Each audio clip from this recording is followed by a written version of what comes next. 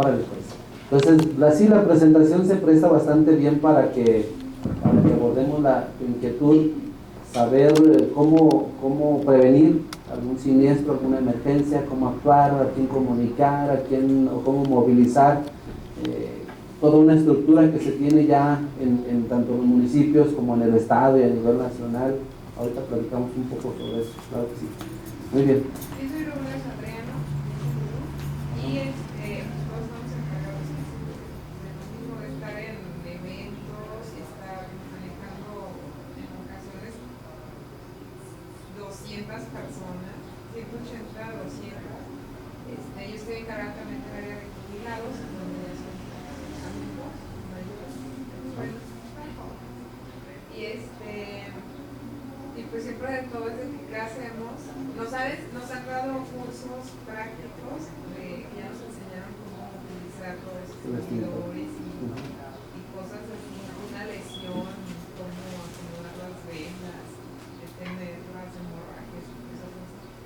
Pero pues siempre es bueno alimentarnos más de algunos detallitos que se nos salen, claro, ¿no? Y saber también cómo reaccionar así de rápido, no el grito, sino cómo organizar, a lo mejor, ¿no? Organizarnos y muchos de los eventos dependen de eso, de la organización, porque cuando salen de control, entonces generan, normalmente se intensifica, se generaliza la emergencia y va a ser muy difícil retomar a la normalidad. Pues bienvenida.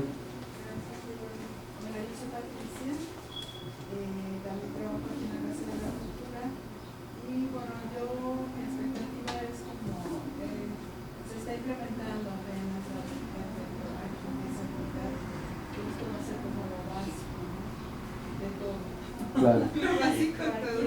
¿Sí? Que pueda suceder cualquier emergencia, que hacen, si hacemos simulacros cada año,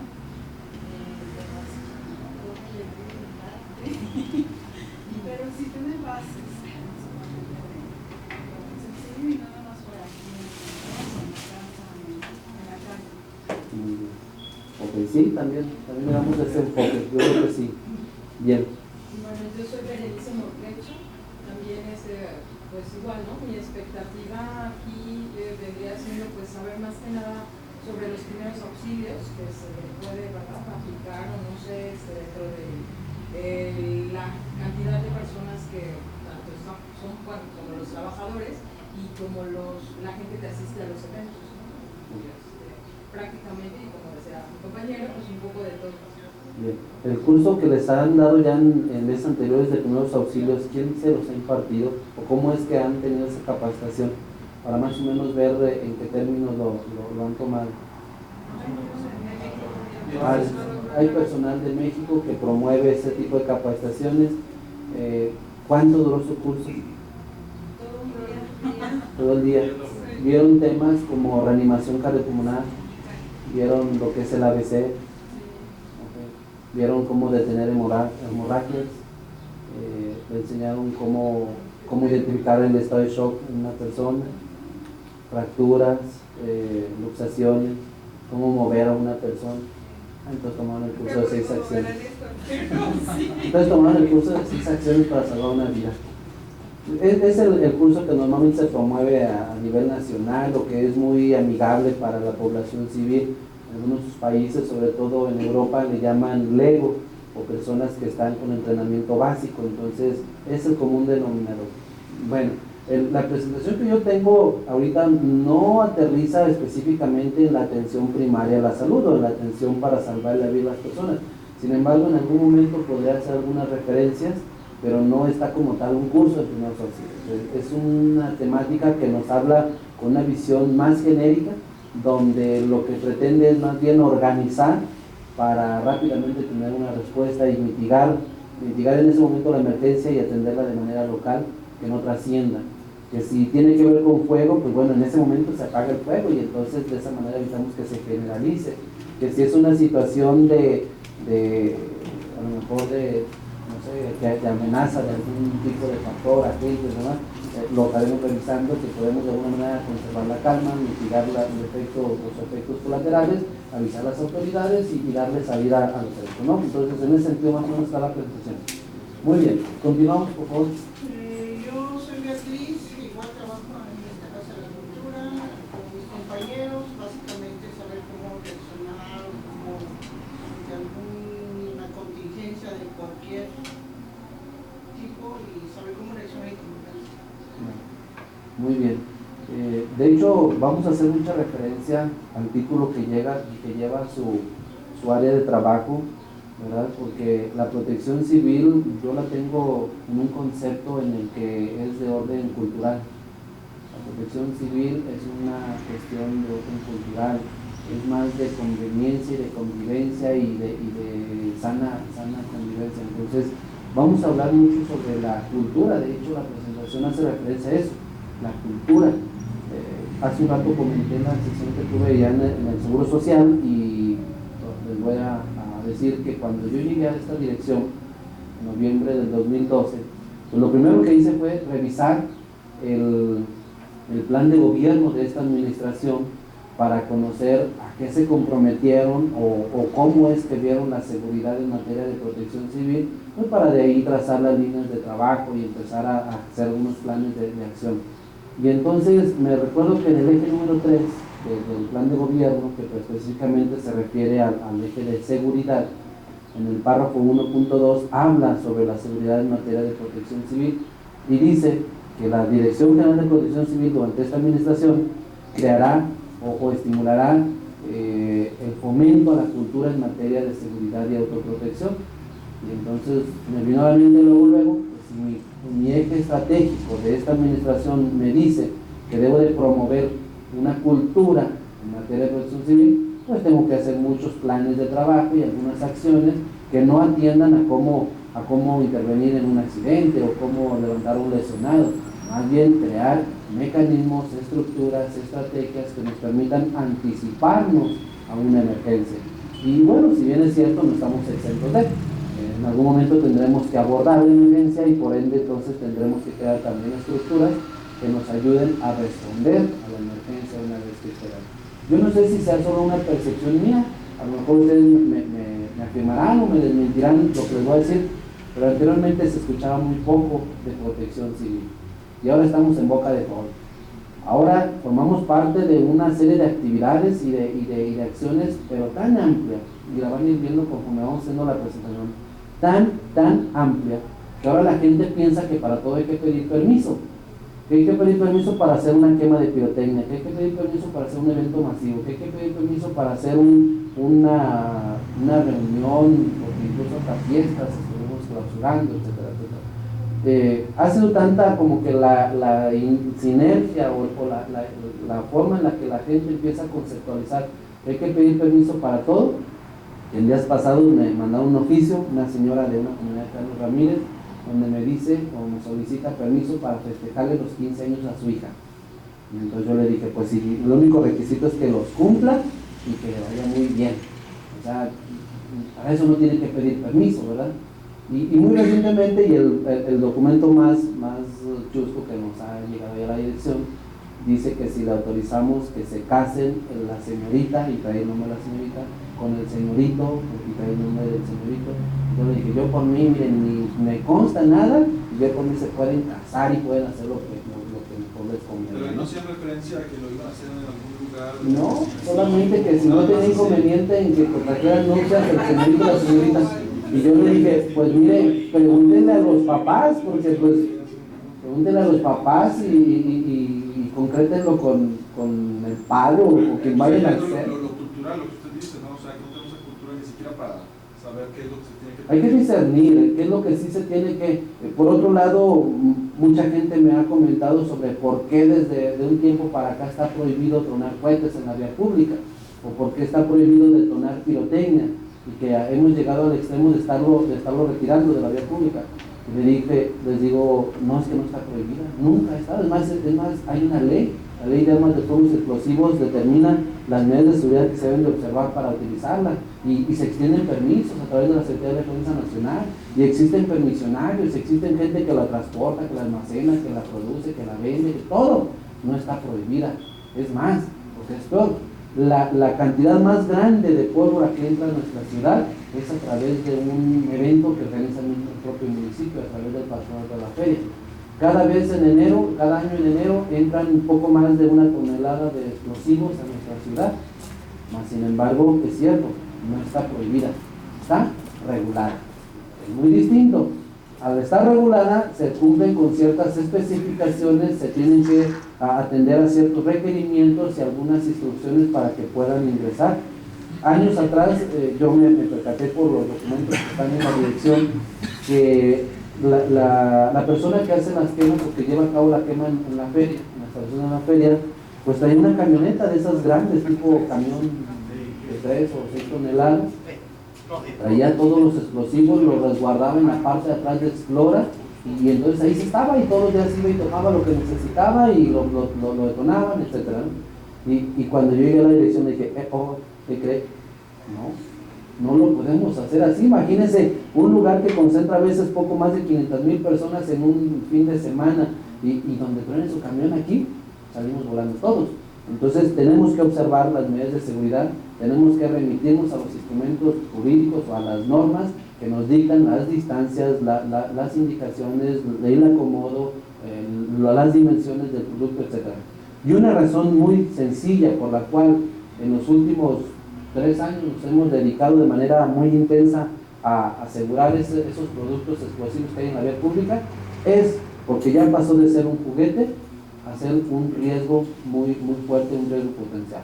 Anteriormente los niños se divertían detonando cebollitas, garbancitos, algunas palomitas, etcétera, etcétera, pero no causaban daño a la salud, mucho menos a la integridad de las personas, a sus bienes.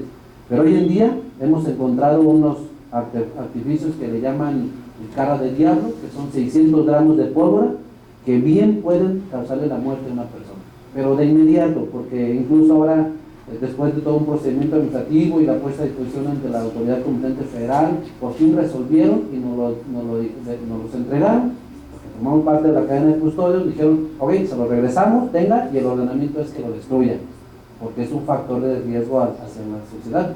Juntamos poco más de 400 kilogramos, se destruyeron, y entonces, por separado, hicimos conocer la reacción de ese cara de diablo que les comentaba, y aun cuando la persona con la que nos auxiliamos la detonó como a 15 o 20 metros de donde estábamos, yo sentí hasta una onda expansiva, en verdad, se los juro, que sentí como que me sumió los ojos, como que me sumió el pecho, en verdad. Es más, tengo un video en mi teléfono que lo puedo compartir con ustedes y pueden ver cómo hasta el que está grabando se ve cuando le avienta el teléfono hacia la parte. Así como escuchaba hace un rato que no se creen lo de los ovnis, a nosotros tampoco nos van a creer la onda expansiva que se sintió. Y que por supuesto eso en manos de un niño, que normalmente es el sector de la sociedad más vulnerable y más inocente, en la mano de un niño de 3, 4, 5 años, seguramente le causa la muerte. Entonces, hemos pasado de una cuestión que era de juguetería, de diversión, hemos pasado a un factor de riesgo muy potencial. Ahorita seguiré comentando otros ejemplos que podemos compartirles, pero bueno, estamos en eso. Yo creo que sí, la presentación puede atender a esas exigencias, a esas expectativas que tienen. Bien, continuamos. Aparte de los ovnis. Ricardo Mancera, yo soy encargado del archivo y bueno, mis expectativas, yo manejo cerca de 80,000 expedientes judiciales, es estantería de doble nivel y me queda como una duda de que a pesar de que uno implementa a lo mejor una prevención con los contactos, con los desunificadores, con lo eléctrico, vamos a llamarle, cabe la posibilidad de que un ovni caiga y encienda el archivo y que ahí se prenda. A lo que voy es, podemos prevenir muchas cosas, pero dentro de eso se nos puede escapar algo y ahí ya es culpa de alguien, o sea, pudiera ser culpa de uno, de que, por ejemplo, un sábado un domingo que se incendia el archivo, por ejemplo. A pesar de que uno desconecte y todo es una variación de voltaje o X razón, ¿cae en uno la culpabilidad o algo? Mire, el asunto de las probabilidades, bueno, para empezar, la presentación no habla sobre deslinde de responsabilidades ni adjudicación de responsabilidades, sin embargo, le comento que un día llegó un reporte de la oficina donde una señora dice, oiga, lo que pasa es de que en mi casa están lloviendo autos. Y yo como que, a ver, pues, que llueva también para mi casa, ¿no? Entonces, sí, es que están lloviendo autos en el patio de mi casa. Entonces, pues mandamos unidades a que verificaran y efectivamente, digo, no es que estaba lloviendo, lo que pasa es que su casa está en desnivel, ahí sobre el malecón del río. Entonces chocaron dos autos en la parte de arriba y uno de ellos salió volando y cayó en el patio de su casa, y atrás de ese cayó otro, entonces ya estaban lloviendo autos en su casa. Entonces, yo le aseguro que esa señora nunca en su vida se imaginó que fueran a caer dos autos en el patio de su casa, en un lugar cerrado, barriado, de repente dos autos, que fue un show para sacarlos porque pues por donde los extraían. Entonces, las probabilidades de que pase algo no solo están en relación a los factores de riesgo internos, que en muchos de los casos los atiende uno de manera puntual y eficiente, pero hay factores externos. Nadie dice, fíjese, la semana pasada estuvimos en la primera reunión de lo que es el Festival del Globo, Festival Internacional del Globo. Pretenden lanzar o hacer el lanzamiento de 10,000 globos de Cantoya. Si más o menos se ubica el globo de Cantoya. Okay. Esos globos de Cantoya, en sus especificaciones técnicas, en su ficha técnica dice que están elaborados a base de un papel especial que se llama papel arroz, algo así como encerado más o menos. Además tiene un recubrimiento de un producto que se llama Biofor, y que esto retarda el fuego, y que la estructura con la que tiene es muy liviana, y se le pone una parafina combinada con un cebo especial, algo así, que genera fuego, pero controlado, de tal manera que le permite tener dentro una especie de atmósfera caliente, y que además de eso, al lanzarlo en una noche en el Parque Metropolitano, pues debe de haber ciertas condiciones de vientos y de temperatura para que se genere esa atmósfera caliente y lo haga que suba. Y efectivamente en la ficha técnica asegura que dadas las condiciones que hay en el lugar, el globo puede subir y sin ningún problema. Y es más, hay la referencia de Nueva Zelanda, que tienen lanzamientos donde son de 100,000, 200,000 artículos que lanzan, y muy bonito, ¿no? Un espectáculo muy bonito. Pero, y ahí es donde le encontramos el pero, muchas de las personas que viven cerca del Parque Metropolitano o algunos otros sectores de la ciudad ven como un área de oportunidad. Oye, pues si van a lanzar 10,000 globos, yo me pongo y hago 2,000 y los vendo, y entonces me sumo a esa intención que tienen de lanzar 10,000 globos, ¿no? Y entonces esos globos, pero pues obviamente no es lo mismo industrializarlos que hacerlos en casa. Seguramente si es de manera artesanal los costos se elevan, los productos a lo mejor no cumplen con las especificaciones. El asunto es de que hoy por hoy hay mucha gente que se está dedicando a hacer globos de Cantoya, y obviamente hay que abaratar los precios, ¿no? En vez de papel arroz, ponle papel de China. En vez de papel de una estructura recubierta con Biofor, pues ponle alambritos de esos de los que se han fijado cuando quitan una red de teléfonos, que hay unos cablecitos de colores muy delgaditos. El asunto es de que podríamos en términos globales decir que hay globos de Cantoya, piratas y chafas. Y entonces no tienen la garantía de que van a subir, y no tienen la garantía de que van a consumir su combustible y bajar ya frío. ¿Quién no me dice que el día de mañana uno de esos 10,000 o 20,000 globos caiga uno aquí? Y entonces ahora sí, agárrese, porque ni el ovni, ni los enchufes, ni nada, pero se quemó el archivo, ¿verdad? Y tengo varios videos en el Estado de México, en Puebla, en Michoacán, no he tenido experiencias en ese sentido, y estamos con el Jesús en la boca, porque ahora algo que pareció una práctica muy bonita y muy atractiva se está convirtiendo en un riesgo. Entonces yo he empezado a mencionar desde la semana pasada que estábamos planeando lo de esto, de que así que hay que tener mucho cuidado que el lanzamiento se haga de manera controlada, porque bien podríamos ir al otro extremo, ¿no? ¿Saben qué? A partir de hoy, prohibido los globos de Cantoya. No, pues la idea no es tampoco prohibirlo, simplemente hay que regularlo. ¿Sabe qué? Los globos que se van a lanzar tienen que cumplir estas especificaciones, los vamos a lanzar todos desde un punto, y obviamente vamos a tener medidas de seguridad en los perímetros para evitar que estos vayan a caer. Pero algo que sí fue incluso este año, ya fue muy contundente, nos solicitaron que iban a hacer lanzamientos de globos ahí en la explanada del Templo Expiatorio, y la respuesta por parte de la dirección a mi cargo fue no. ¿Por qué? Porque son productos que al final de cuentas llevan flama, llevan una llama en el aire, Son productos que pueden cambiar su dirección en cuestión de, o si el viento los mueve y se van hacia otro lado, que se pueden alojar en cualquier lugar donde haya material de fácil combustión. Y entonces la respuesta fue no. ¿Por qué? Porque está determinada por el INPLAN, que es una zona densamente poblada. No vamos a exponer la seguridad de la gente o la vida de los vecinos de ahí, nada más por ver cómo se lleva un globo de cartón. Entonces, en ese sentido van más o menos. Los factores de riesgo hay que considerarlos que son internos, muchos de ellos los atendemos o los mitigamos nosotros mismos, pero muchos más son externos y ahí sale de control de nosotros. No pierdan o no estamos exentos de cualquier adversidad aquí, en la calle, en su trabajo, en cualquier lugar.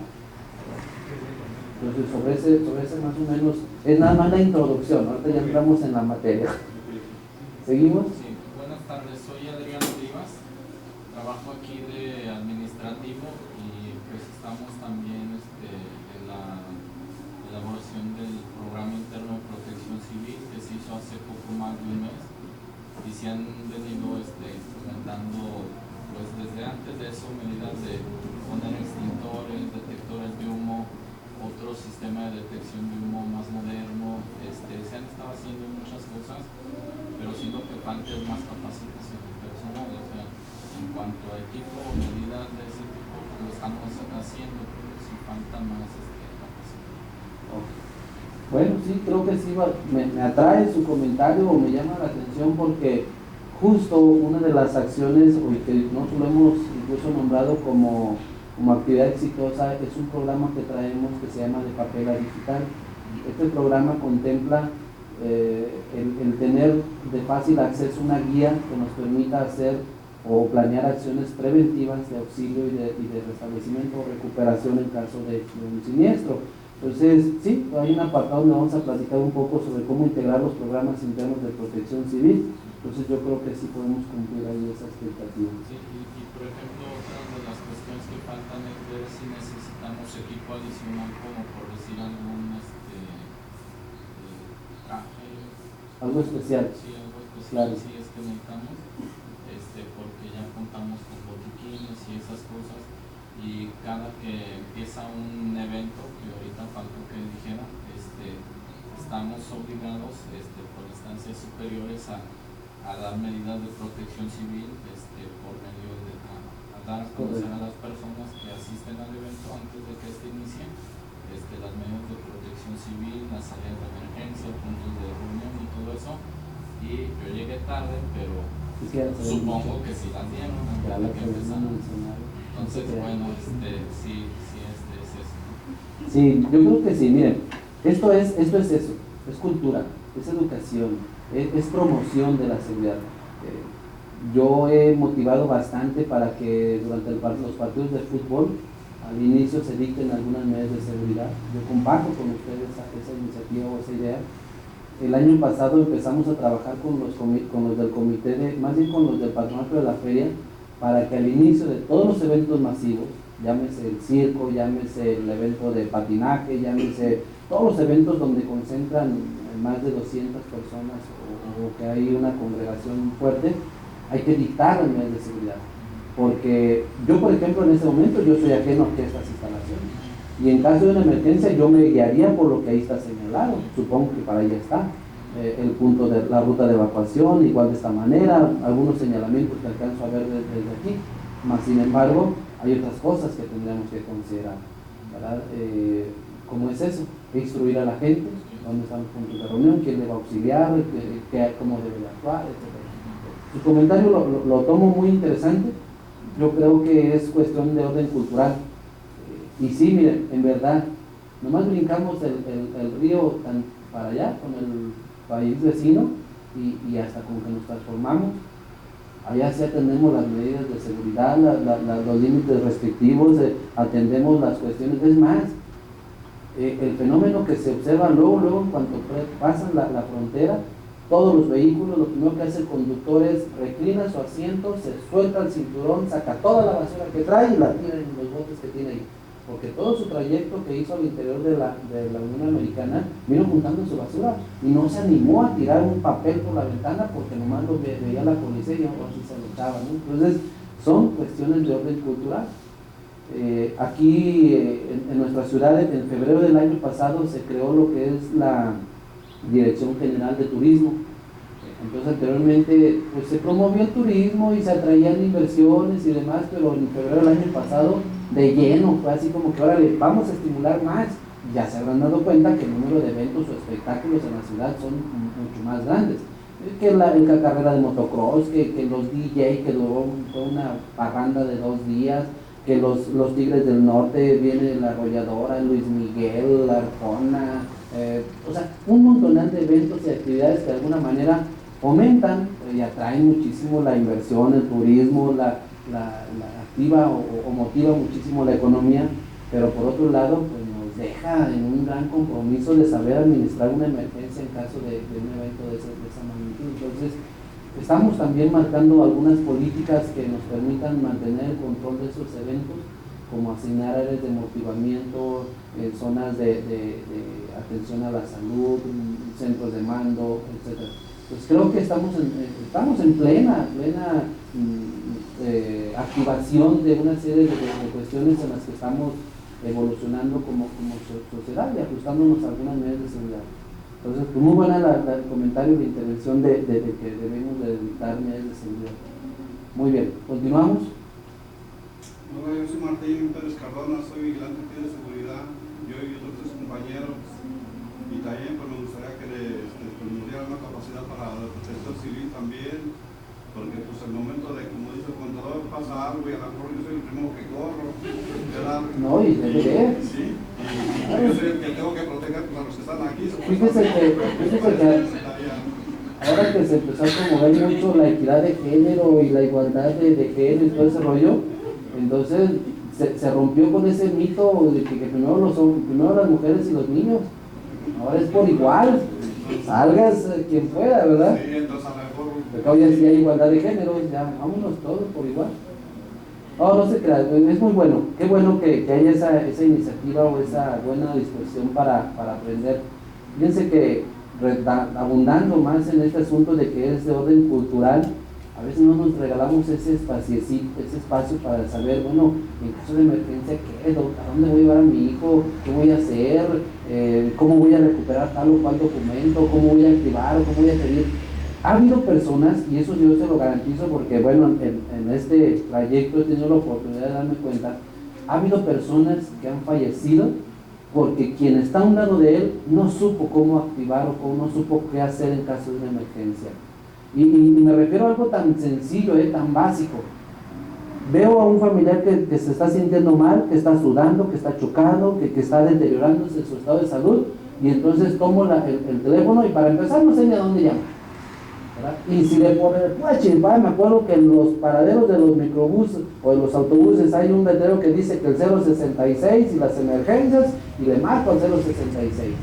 Y entonces me preguntan, ¿qué pasó? ¿Qué es lo que ocupa? Pues necesito una ambulancia para trasladar a mi mamá. Pues sí, se nos podría ocurrir que necesitamos trasladarla a una atención médica, al Seguro Social, al ISSSTE, al hospital, a donde requieran, ¿no? Y efectivamente, pues le toman su registro. ¿Usted quiere trasladar a su mamá? Sí, pues a ver, pues deme su nombre, su domicilio, nada más que sabe que hay un detalle. Ese tipo de servicios salen de un esquema de una urgencia. Entonces son eventos o son servicios que son programados, entonces la ambulancia se la estaremos mandando en cuanto se desocupen las de urgencia y además tiene un costo, o sea, cuesta 450 o 500 pesos un traslado, ¿sí? Y entonces pues bueno, se queda, pues mándemela de todos modos, o sea, en este momento lo que menos importa es cuánto cuesta, usted mándemela. Y media hora después llega la ambulancia porque se supone que va a un traslado, ¿verdad? Y resulta que llegan y la persona ya falleció. Pero pues, ¿qué pasó? ¿Dónde estuvo el problema? ¿O cómo fue que pasó? No, pues es que pedimos la ambulancia y mira, hasta ahorita llegó. Pues sí, pero ¿qué les dijo? Pues que quería un traslado. Pues sí, pero es que no es un traslado, es una situación de urgencia, ¿verdad? Es muy distinto y ahí hay una reciprocidad, por decirlo así, de conocimientos, porque tanto el que lo reporta como pues el que recibe la llamada, oiga, pues saber indagar y cuestionar muy bien para saber si no se trata de una urgencia. Entonces eso es muy interesante. O lo que es aparte, ¿cuántas veces llegamos el sábado a las 10 de la noche al hospital general, ahora vengo que me saque o que me retire una uña enterrada.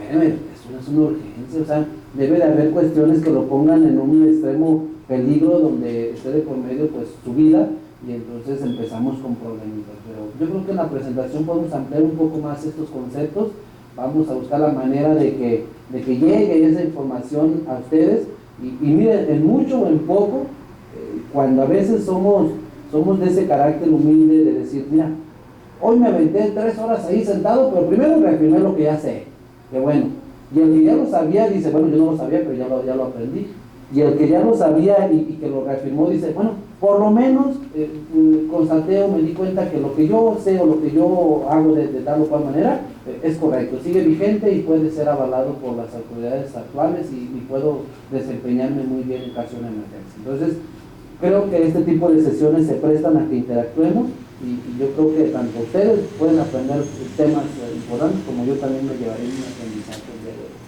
Continuamos, por favor. Su nombre y la expectativa que tiene con la sesión de hoy. Bueno, mi nombre es Alfredo Anguiano, y su expectativa es poder aprender un poco más acerca de la seguridad, ¿no? Y de, bueno, la ahora importante protección civil, ¿no? En estos tiempos, no solamente en todo el país, ¿no? Está un poco difícil la situación.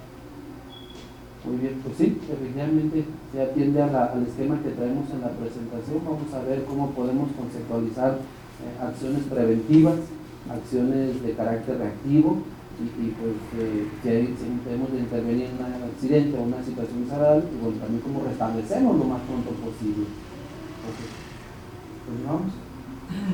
Buenas tardes, mi nombre es Néstor Rangel, y mi expectativa es conocer cómo administrar las situaciones de riesgo que se pudieran presentar en estas instalaciones. Aquí realizamos eventos continuamente de 2 o 3 días a la semana, a veces más, con una frecuencia de casi 200 personas entre los 2 salones, 170 personas aproximadamente. Y pues creo que es importante los que trabajamos aquí saber cómo atender las situaciones que se pudieran presentar. Aunque consideramos o podríamos considerar que las instalaciones son seguras, ante los riesgos pues, todo puede pasar, como dicen, ya sea internamente o de un fenómeno externo, ¿no? Entonces básicamente es lo que quisiera aprender. Vamos a buscar la manera de encuadrarle esa expectativa, y sí, yo creo que sí la podemos cumplir. Bueno, pues finalmente me presento, mi nombre es Crescencio Sánchez, soy director general de aquí de la Dirección de Protección Civil Nacional, me acompaña la licenciada María Elena, soy directora de la dirección, y Noemí, que está en el área de estadística, informática, y bueno, que nos apoya amablemente con las presentaciones que aquí tenemos. Bueno, pues vamos entonces entrando en materia, y conforme vayamos avanzando, les pediría de favor, interrumpan, pregunten, cuestionen por alguna temática que profundicemos. Si consideramos que hay que parar o interrumpir en algún punto porque ya tenemos que continuar con la sesión, bueno, lo estaremos llevando a cabo. Mas sin embargo, pues bueno, vamos entrando un poco en materia. Si vamos a hablar de protección civil, pues vamos primero poniéndonos de acuerdo qué es la protección civil, y tendríamos que ir quizá al concepto más sencillo, más simple y entendible del término protección civil. Desde el punto de vista general podríamos suponer entonces que hay que proteger a los civiles, hay que proteger a las personas, y hay que protegerlos tanto en su integridad como también en sus bienes o bien en el entorno, porque si bien es cierto, a lo mejor una cuestión de presencia lenta podría ser a lo mejor una ladrillera, y dicen, no, bueno, pues no me está causando en este momento una reacción violenta, mas sin embargo el pasar del tiempo, tanto van a estar allí y ahí y ahí, de tal manera que a los 2 años, 3 años, 5 años pueda haber ya efectos colaterales de esa acción o esa actividad. Hay cuestiones o hay intervenciones fenómenos más bien de orden natural, o a veces algunos provocados por la actividad del hombre, pero que llevan una secuencia muy lenta, muy despacio, y hemos llegado al punto de modificar tanto nuestro entorno que hoy por hoy estamos viviendo fenómenos como el del Niño, son cuestiones climáticas, el de la niña, tenemos problemas secundarios como el del hielo de algunos de los polos, la capa o el daño que tiene la capa de ozono, que de alguna manera y de forma muy pausada y muy lenta, pero vienen modificando nuestro entorno. Recuerdo mucho a un comentario que hacía mi mamá, una vez yendo rumbo a la Sierra de Lobos, a las orillas, hace como 3 años, veía muchas flores amarillas, muchísimas que veía a un lado, y de hecho yo acabo de ir el domingo y también, nuevamente hay muchas flores ahí. Y me dice, mire hijo, esas flores se llaman mayitos, porque salían en mayo, y en aquel entonces estamos en noviembre.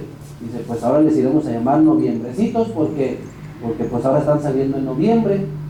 Y otro fenómeno que a lo mejor no lo han percibido mucho, pero también es de que lo consideren, pues hay una canción que se llama Los Aguaceros de Mayo, porque mayo eran unos verdaderos aguaceros, y ahora son unas verdaderas asoleadas en el mes de mayo, y ahora hasta junio, julio, y ahora nos han dicho el Sistema Nacional Meteorológico hasta noviembre y diciembre, y quizás hasta en enero tengamos algo de lluvias. Entonces, si se fijan, las condiciones climáticas han ido cambiando, las condiciones geológicas se vienen modificando. Hoy en día hay 5 capas tectónicas que están ahí en lo que le llaman la brecha de Guerrero, en el estado de Guerrero obviamente, donde estas capas tectónicas se han estado moviendo constantemente, y lo que anteriormente decíamos y gritábamos a los 4 vientos de que León no era una zona sísmica, pero pues bueno, ahora en Semana Santa tuvimos un sismo, 2 semanas después tuvimos otro más, entonces como que estamos empezando a pensar que sí somos una zona sísmica. Hace 3 o 4 años participé en unos trabajos de capacitación en Guanajuato capital, y escuchaba un ponente que venía de Tamaulipas y que hablaba sobre las tomas clandestinas de gasolina, y lo exponía como un grave problema, una situación fuera de control por parte de ellos, y exponía la seguridad hacia la población y demás, y yo así como hasta durmiendo. A mí qué me importan las tomas clandestinas, usted siga con su tema, porque aquí no había esa práctica, y hoy en día es el pan nuestro de todos los días. Es más, no hay día que me reporte el personal operativo que hay una persona detenida o que hay un procedimiento administrativo iniciado por una persona que transporta combustible. Tan solo lo que va del día ya llegó. Antier un vehículo con 2.300 litros de gasolina.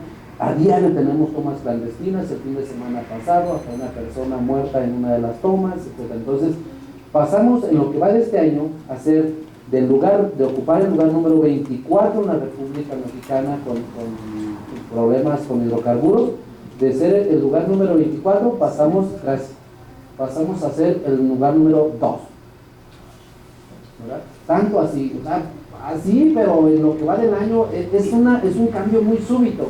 Ayer en una reunión que teníamos con el patronato de bomberos, dice el tesorero, porque es el que cubre ahí cada mes con los dineros, y dice, yo no sé en qué momento el cuerpo de bomberos se metió a cubrir emergencias en las ambulancias. Dice, porque antes solamente nos dedicábamos a atender enjambres, fugas de gas e incendios, nada más eso hacíamos, pero empezamos a involucrarnos en que cómprate una ambulancia para atender a los bomberos en el caso de un incendio, y al rato la ambulancia también ya atendía al atropellado, ya atiende también al enfermo, dice, y ahora ya tenemos 7 ambulancias y no nos damos abasto, y ha sido su talón de Aquiles, porque eso cuesta muchísimo dinero mantener esa operación en ese sentido. Y yo le ponía también como comparativo al presidente del patronato de bomberos, le digo, ¿sabes qué? Claro, pero pues es que yo tampoco sé ni cuándo empezamos nosotros también a involucrarnos en eventos masivos, en pirotecnia, en gasolina, en hidrocarburos, en eventos masivos, etc. Dije, lo que pasa es que entonces, como humanos o como personas, estamos en constantes movimientos, estamos en constante evolución. En ocasiones la dinámica que sigue el ser humano pues es cambiante, y nos vamos ajustando, a veces de una manera, a veces en otra. Basta ir a los Estados Unidos para darse cuenta que, por ejemplo, los bomberos allá atienden todos ellos las urgencias médicas, y sin embargo en México lo hace la Cruz Roja, y miren que ya se lo hemos etiquetado tanto que incluso la Secretaría de Salud refiere que el 80% de los hospitales de Alacrán se atienden en la Cruz Roja, cuando en realidad lo pueden hacer también en los hospitales. y sin embargo lo que lo tenemos ya es como programadito, picado de alacrán igual a Cruz Roja. Entonces, son dinámicas que se van construyendo, pero bueno, entonces, ¿qué es la protección civil? Es el conjunto, es un conjunto o la conjugación de principios y de normas que se observan tanto en la población como por las autoridades con el fin de salvaguardar la vida, el patrimonio y el entorno, ¿verdad? Con el fin de mitigar los efectos colaterales que podrían constituir un desastre. Es decir, aquí podría darse un conato de incendio, pero si el personal tiene de fácil acceso un extintor y además tiene capacitación para utilizarlo, entonces mitiga el fuego. ¿Y qué es lo peor que puede pasar? Que cuando lleguen los bomberos digan, no, pues ya se acabó el fuego, ya no hay fuego. Pero entonces la fase de recuperación es más rápida. Es que cambia la silla, cambia esta estructura metálica, cambia el mantel, cambia esto, porque el evento fue muy chiquitito y controlado en ese momento. Ese es el principal propósito de la protección civil. Anticiparnos el carácter preventivo, por supuesto, a los que pueden ser accidentes, pero si estos se generan o se hacen presentes, por lo menos mitigarlo en la fase de inicio para evitar que esto se constituya o se traslade a una desgracia mayor. Y aquí voy a tomar un poquito de las palabras que nos comentaban aquí los compañeros de seguridad, que dice, es que nosotros queremos ver qué más nos hace falta, qué otro equipo tenemos que tener, qué más debemos de implementar como medidas de prevención para atender en caso de emergencia.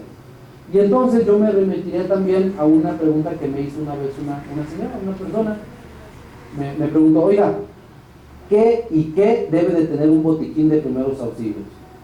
Y yo le contesté, dígame usted qué sabe utilizar en materia de atención a la salud para saber qué debe de tener su botiquín, porque su botiquín es suyo y es personalizado.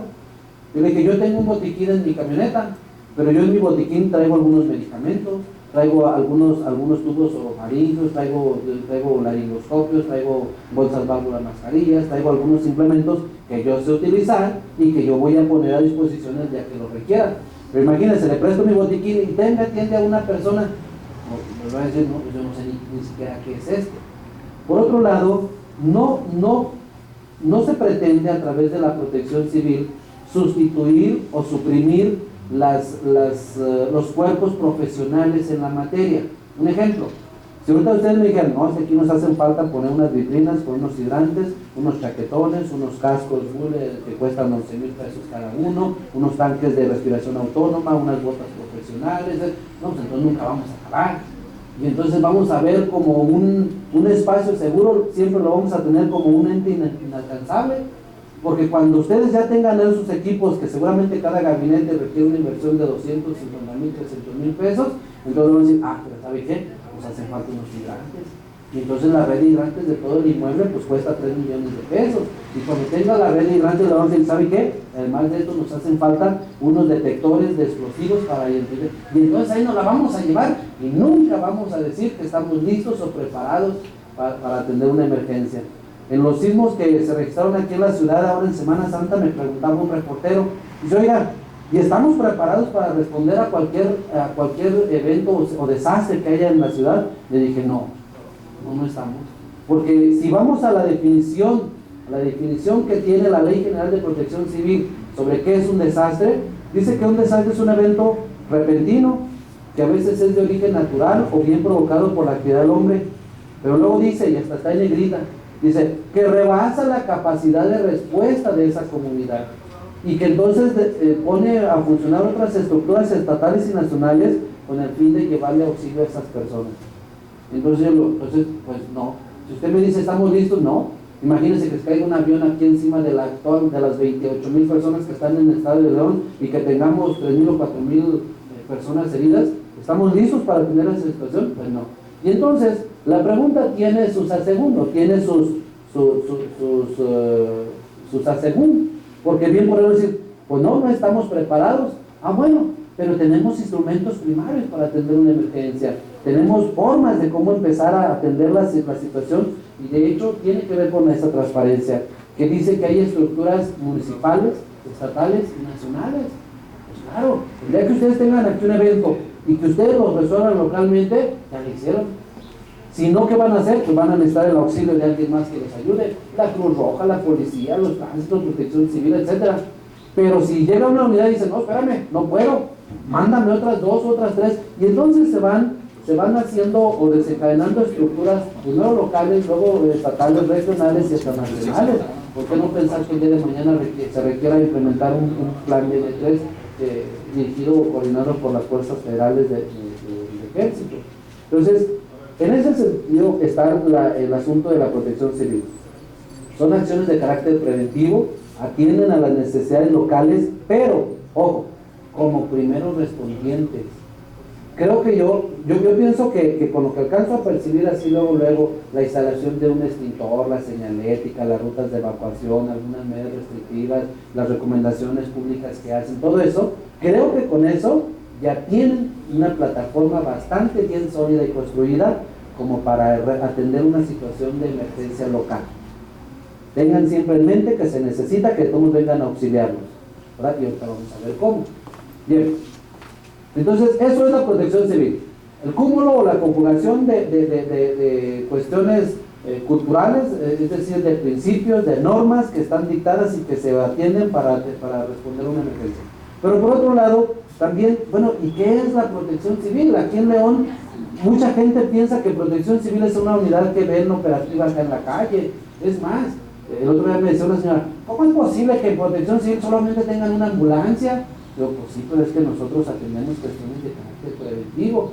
Y claro, la tenemos por si ya se nos viene el chahuizle, pues tenemos que atenderlo, ¿no? Pero bueno, con un enfoque preventivo, nuestra fuerza de trabajo o nuestros grandes potenciales en la dirección atienden cuestiones de carácter preventivo.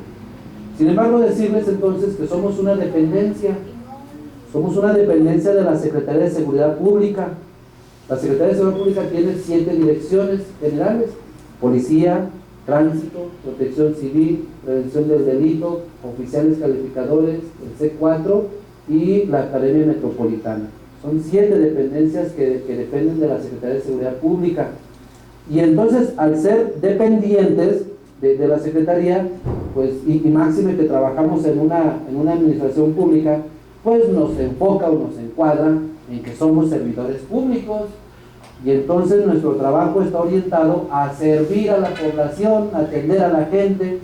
Pues bueno, las 2 personas que me acompañan, Elena y Noemí, están enteradas y saben que estamos fomentando un cambio radical en cuestión de la cultura de atención al ciudadano.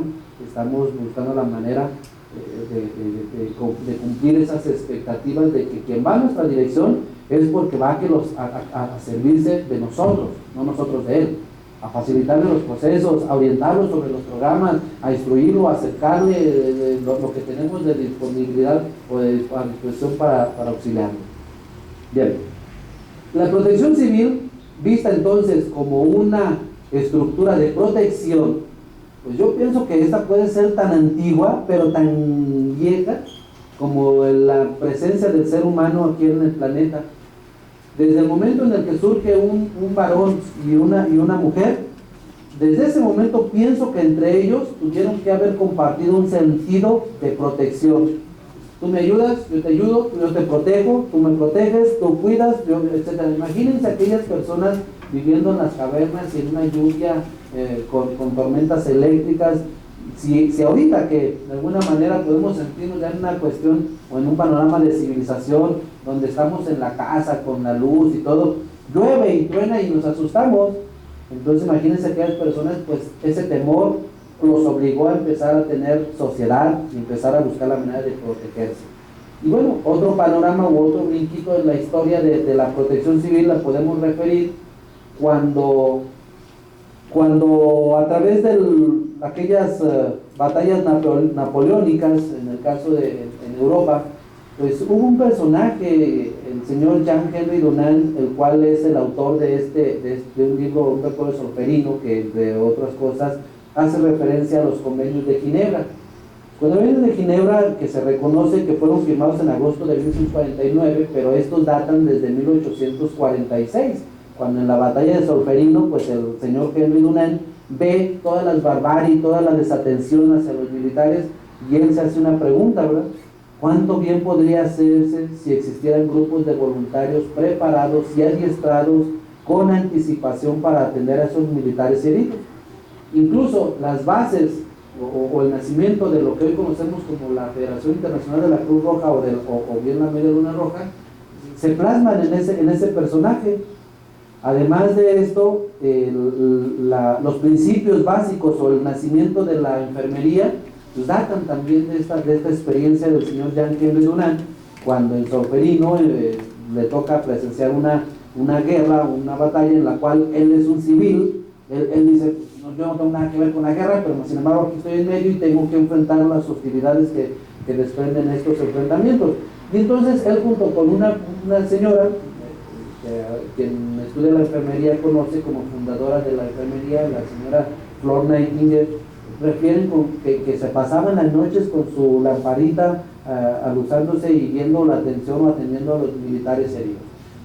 De tal forma que al término de la guerra y ya una vez ya más en forma, este señor Jean Henry Dunant plasma sus experiencias en un libro que se llama Un recuerdo solferino, y entre otras cosas él describe en el cuarto convenio de Ginebra, describe que qué importante es la protección, ya no solo a los militares, ya no solo a los heridos, sino también a la población civil, que nada tiene que ver con las hostilidades. Y hoy por hoy vemos muestras de ese tipo de intervenciones cuando escuchamos que el Consejo de Seguridad de las Naciones Unidas reprueba que hayan destruido un hospital, una iglesia, un lugar de culto, un lugar de atención a la salud, las bodegas donde estaban los medicamentos, etcétera, etcétera. Entonces, de alguna manera es interesante la evolución que ha venido dándose en materia de protección civil, más sin embargo, hay un antecedente que nos acerca un poco más ya a nuestra época, y fue lo que conocimos, seguramente muchos de ustedes se recordarán, el sismo de 1985 en la Ciudad de México, un 19 de septiembre de ese año, del 85, poco antes, o más de un poquito minutos después de las 7 de la mañana, un sismo en escala de 8.9 en la escala de Richter, destruye, colapsa muchos edificios, y entonces nuevamente expone a las autoridades, expone a la ciudadanía a decir, no estamos preparados, no estamos organizados, no sabemos, y el evento no